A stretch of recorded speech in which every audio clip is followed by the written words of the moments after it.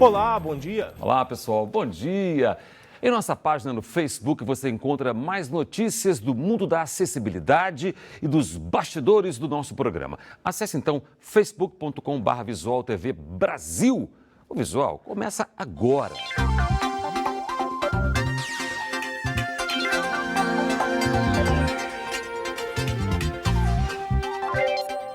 Esta semana marcou o início do atendimento em Libras para as pessoas com deficiência auditiva nos cartórios de São Paulo. É isso aí, vamos ver agora na reportagem. Paulo é deficiente auditivo e veio ao cartório sozinho. Agora ele consegue se comunicar bem por aqui. A dúvida dele é sobre compra e venda de veículo. Nos cartórios do estado de São Paulo, o atendimento a deficientes auditivos agora é assim, por videoconferência.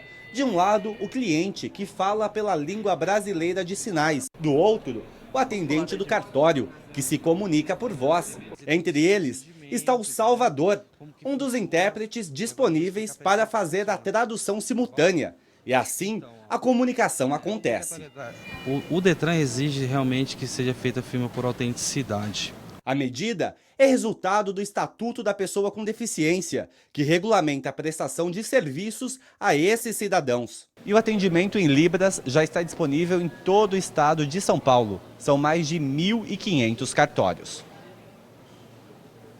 Só pelo sorriso, dá para saber que Paulo ficou muito satisfeito com o atendimento. Ele falou que seria um sonho 100% de acessibilidade, né? E que ele gostaria que realmente fosse transmitido isso para todos os órgãos, né? Porque não é só o cartório em si que tem que atendê-los, né? E sim todas as instituições, né? Não importa qual que é a sua competência, bancos. Não vai precisar estar acompanhado de um parente ou de um tradutor, porque a gente vai ter pelo sistema online essa ferramenta. Um juiz da Justiça do Trabalho considerou a lei de cotas para negros em concurso público inconstitucional. Ele entende que a lei privilegia pessoas negras ricas e de classe média. A decisão foi tomada pela Justiça da Paraíba. A ação é referente a um concurso público para o Banco do Brasil, realizado em 2014. O autor da ação foi um candidato que passou em 15º lugar no concurso.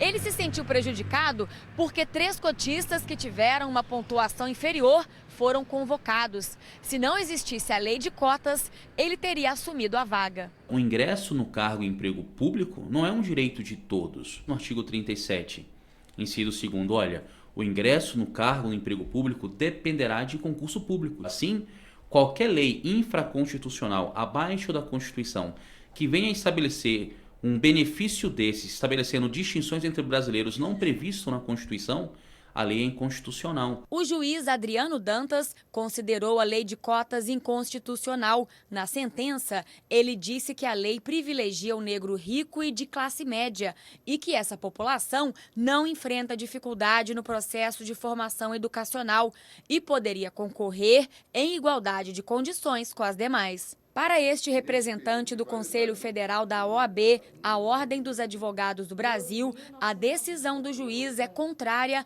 à jurisprudência do STF. Como já houve uma decisão do Supremo Tribunal Federal, que houve uma audiência pública, todos os ministros votaram e manifestaram seu voto, isso tem cerca de 4 anos.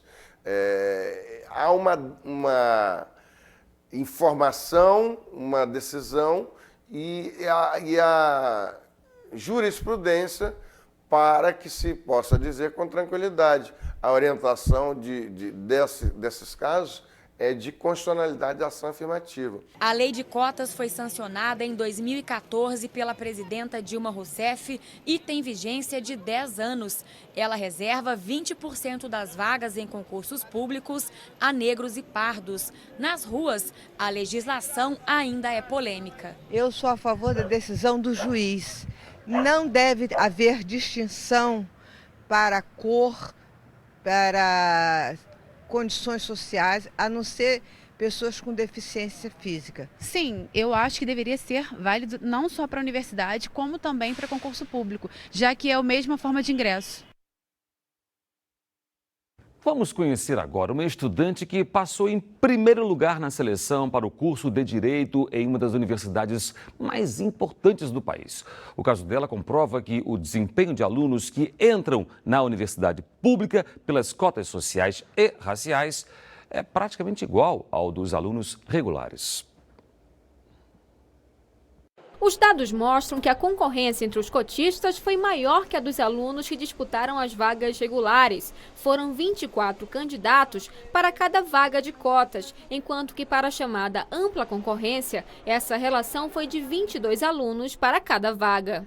A diferença entre as notas de corte para cotistas e não cotistas foi de no máximo 4%. No curso de medicina na Universidade do Rio de Janeiro, por exemplo, a nota de corte ampla foi de 824 pontos e a das cotas foi de 801 pontos, uma diferença de 2,9%. A lei de cotas foi criada em 2012, com a previsão de que até agosto deste ano, as universidades públicas do país reservassem 50% das vagas para estudantes de escolas públicas, garantindo um percentual para os de baixa renda, pretos, pardos ou indígenas. Aqueles contrários às cotas diziam que alunos menos preparados poderiam ingressar no ensino superior. O desempenho dos estudantes, tanto cotista como o sistema universal, está muito próximo. E isso também, de alguma forma, reforça as pesquisas que vários professores, pesquisadores têm feito no âmbito interno das universidades, que é o desempenho dos cotistas para os não cotistas, inclusive em termos de desempenho de rendimento ao longo dos cursos. As universidades públicas podem adotar seus próprios sistemas de cotas, como a Universidade de Brasília. A Amanda fez escola pública e passou em primeiro lugar para o curso de Direito. A qualidade do ensino, se fosse igual para todos, as cotas não deveriam existir. Mas eu acho que, por enquanto, as cotas são justas, porque o ensino público ainda não tem os investimentos que são necessários, os professores ainda não são valorizados do jeito que precisam. Na verdade, a nossa comemoração não é quando o aluno entra, e sim quando ele se forma. Por quê? Porque nós temos a questão dos livros, será que já estão acessíveis assim para esses alunos? A questão da alimentação, a questão do transporte. Então a gente precisa de um levantamento mais específico para saber o porquê que alguns alunos ainda não estão conseguindo se manter na universidade, porque às vezes tem que trabalhar para sustentar a família.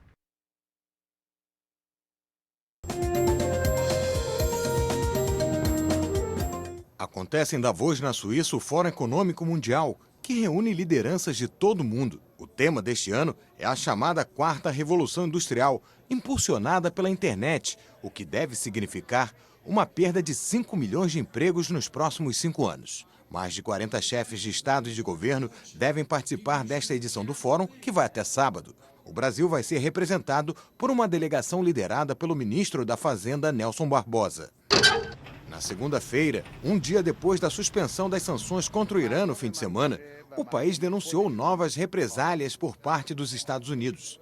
O governo americano incluiu 11 empresas e pessoas na lista negra por serem fornecedores do programa iraniano de mísseis. Mas, segundo o Irã, o programa não inclui o transporte de armas nucleares e, por isso, não seria ilegal. No sábado, o Irã comemorou o fim das sanções contra o país, parte de um acordo com outros 6 países, onde garantia que o programa nuclear iraniano teria somente fins pacíficos. O diretor de cinema Spike Lee anunciou que não vai participar da cerimônia de entrega do Oscar deste ano. O boicote é um protesto contra a falta de diversidade racial nos indicados ao prêmio de melhor ator. Spike Lee perguntou no Instagram como é possível que, por 2 anos seguidos, não haja nenhum ator negro entre os indicados.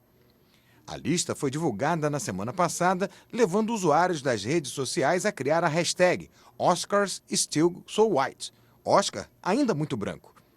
Quem também aderiu ao boicote foi a atriz Jada Pinkett Smith, casada com o ator Will Smith. Em nota, a academia anunciou mudanças para o ano que vem, prevendo mais diversidade para as próximas edições. Início de ano é época de comprar o material escolar, não é isso? Mas com a crise, muitos pais descobriram que a troca de livros é uma boa opção para economizar.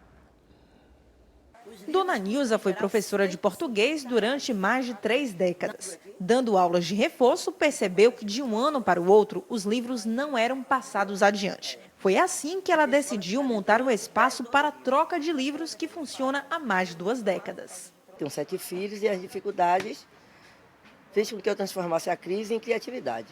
A verdade é essa. Trabalhando em escola pública, trabalhando com reforço escolar, eu descobri que dentro do reforço ninguém passava para irmão nenhum.